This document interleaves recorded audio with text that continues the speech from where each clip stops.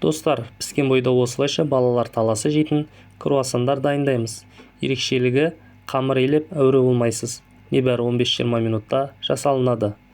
Сондықтан видеоны соңына дейін қараңыздар. Ол үшін бізге дайын қатпарлы қамыр мен вареная сгущенка ғана керек. Алдымен қамырды орташа қалыңдықта жаямыз.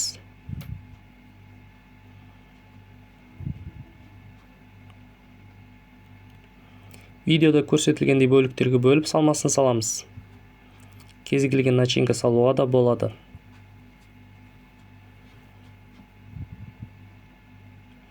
Сосын осылайша орап, круассандар формасын жасаймыз.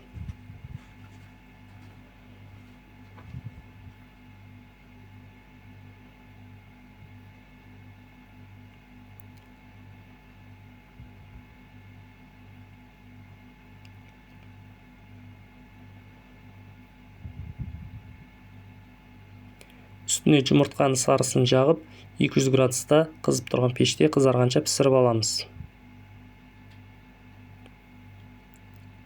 Міне достар, круассандар әдемі болып пісіп шықты.